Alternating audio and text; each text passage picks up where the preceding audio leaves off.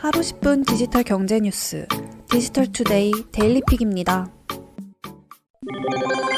넷플릭스가 하반기 인기 콘텐츠의 후속 시즌을 내놓는 등 공세에 나섭니다. 우선 넷플릭스는 오는 7월 23일 킹덤 아신전을 공개합니다. 킹덤 시리즈는 조선시대를 배경으로 한 좀비 스릴러로 K-좀비라는 신조어를 만든 넷플릭스의 대표 한국 오리지널 콘텐츠입니다. 이번에 공개하는 아신전은 시즌 1에서 2에 이은 시즌 3 외전으로 조선을 뒤덮은 거대한 비극의 시작인 생사초와 아신의 이야기를 선보입니다. 이 외에도 전 세계 구독자로부터 주목을 받은 인기작의 후속 시즌들도 속속 내놓을 예정입니다. 코브라카이 시즌4, 엘리트들 시즌4가 6월에 공개되며 오티스의 비밀 상담소 시즌3, 위쳐 시즌2, 종이의 집 파트 5 일부가 9월 공개 예정입니다. 여기에 최근 1980년대 초반 미국 인디애나주의 작은 마을 호킨스에서 벌어지는 의문의 사건을 다룬 기묘한 이야기 시즌4 티저를 선보였습니다. 구체적인 일정은 아직 알려지지 않았으나 하반기가 유력합니다. 마이크로소프트가 윈도우 10 운영체제를 2025년까지 지원하기로 했습니다. 최근 마이크로소프트는 새롭게 갱신한 운영체제 지원 수명주기 페이지에서 윈도우 10 지원 일자를 오는 2025년 10월 14일로 규정했습니다. 윈도우 10의 최초 출시일이 지난 2015년 7월 29일이니만큼 10년 동안 각종 업데이트와 기술 지원을 제공하는 셈입니다. 한편으로 윈도우 10 운영체제의 종료일시를 규정했다는 것은 새로운 운영체제 출시를 암시하는 것이기도 합니다. 최근 사티아 나델라 CEO도 조만간 차세대 윈도우에 대해 공유하겠다고 언급했습니다. 일각에서는 윈도우 11이 기존 윈도우 10과 하위 호환성을 가지면서도 새로운 사용자 인터페이스를 채택하고 있다고 전망했습니다. GD넷 등 외신은 오는 24일 공식적인 차세대 운영체제 공개 행사를 예고했습니다.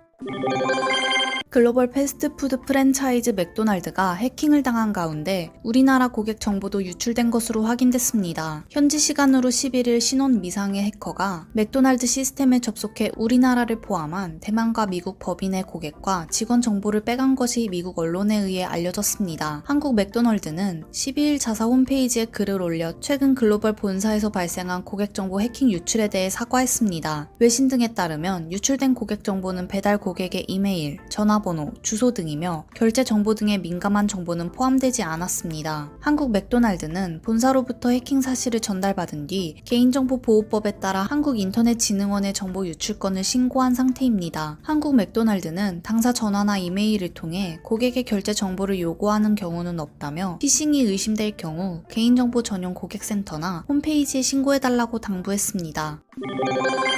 롯데리아가 감자튀김 판매를 당분간 중단합니다. 롯데리아는 지난 14일 자사 홈페이지를 통해 감자튀김 제품의 판매가 어렵다는 안내문을 게시했습니다. 롯데리아는 코로나19 영향으로 해상 운송이 불안정해 포테이토 수급이 원활하지 않은 상황이라며 포테이토 재고가 소진될 경우 포테이토 단품 판매는 일시 중단되며 세트 판매는 포테이토 대신 치즈 스틱으로 변경돼 제공할 예정이라고 밝혔습니다. 하지만 직장인 익명 커뮤니티인 블라인드에서는 롯데리아의 해명이 거짓말이라는 글이 게시됐습니다. 작성자는 코로나19 영향으로 해상 운송 지연은 거짓 해명이라며 실제 원인은 맥도날드 BTS 세트가 히트를 치며 포테이토 대란이 일어났다고 주장했습니다. 이어 냉동 포테이토 유통기한은 3년이지만 롯데리아가 보관 비용을 핑계로 재고 확보에 실패했다고 덧붙였습니다. 롯데 GRS 측은 해당 논란이 개인의 주장일 뿐 사실이 아니라고 해명했습니다. 글로벌 물류 대란으로 포테이토를 수입하는 컨테이너가 제때 적재되지 못했다는 것입니다. 그리고 롯데리아의 포테이토를 수입하는 업체가 맥도날드 업체와는 다르다고 해명했습니다.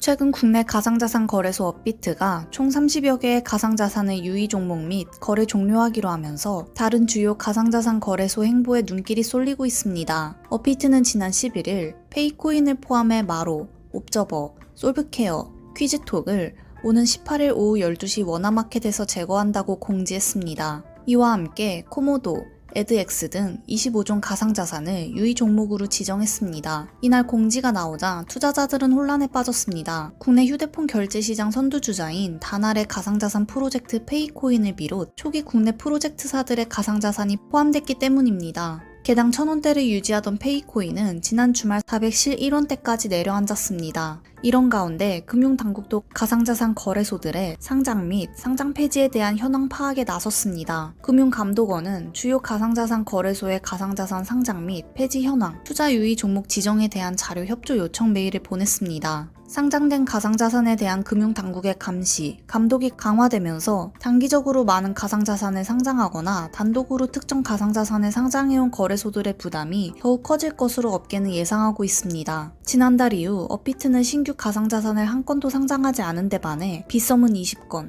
코빗은 8건, 코인원은 6건으로 나타났습니다. 반면 빗썸이 유의 종목을 지정하거나 거래 종료한 가상자산 개수는 상장된 가상자산 개수의 약 절반에 그칩니다. 오는 9월로 예정된 특근법 시행에 따른 사업자 신고일이 가까워지면서 거래소들의 가상자산 옥석 가리기는 계속해서 나타날 것이란 시각이 다수입니다. 국내 대형 가상자산 거래소 관계자는 특근법 신고를 앞두고 거래소별로 리스크 관리에 들어갈 가능성이 높다며 가상자산 종류가 많을수록 관리에 문제가 있을 수 있어 앞으로 상장 폐지 사례는 늘어날 것으로 예상된다고 진단했습니다.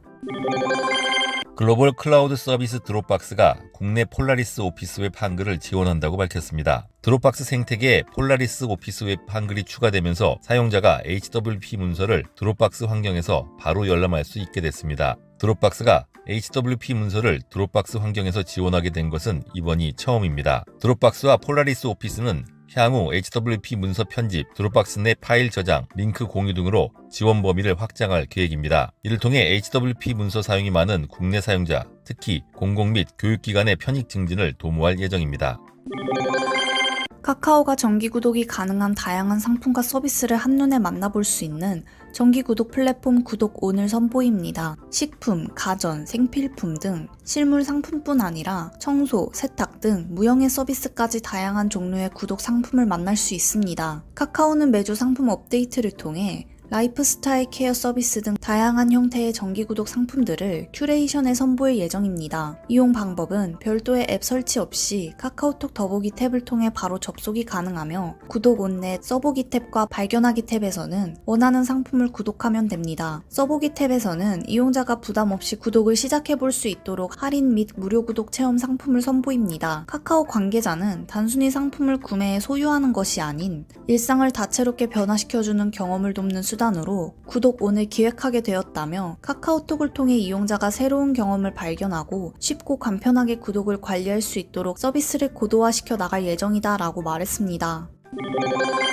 다음 달 초부터 시행될 사회적 거리두기 개편의 최종 내용이 오는 20일 발표됩니다. 중앙사고수습본부는 코로나19 상황 브리핑에서 거리두기 개편안과 관련해서는 일요일인 20일 최종적으로 내용을 논의 확정한 뒤 공개할 예정이라고 밝혔습니다. 현행 거리두기 수도권 2단계, 비수도권 1.5단계는 다음 달 4일 종료됩니다. 정부는 상반기 내에 국민 1,300만 명 이상에 대한 백신 1차 접종이 마무리되고 하루 평균 확진자 수가 1,000명 이하로 관리될 경우 이르면 7월 5일부터 새로운 거리두기 체계를 적용할 수 있다고 밝힌 바 있습니다. 앞서 정부가 발표한 개편안 초안은 현재 5단계로 이뤄진 사회적 거리두기를 4단계로 줄이고 다중이용시설의 영업금지를 최소화하는 내용을 담고 있습니다. 개편안을 적용하면 현재 거리두기 2단계인 수도권은 새 체계에서도 2단계가 적용될 것으로 보입니다. 새 거리두기 2단계에서는 식당, 카페뿐 아니라 유흥시설도 자정까지 영업이 가능해지고 그 밖에 다중이용시설은 별도의 운영 제한 시간이 없습니다. 또 사적 모임 제한 인원도 5인 미만에서 9인 미만으로 늘어나 8명까지 모이는 것이 가능해질 전망입니다. 행복한 하루 디지털투데이였습니다.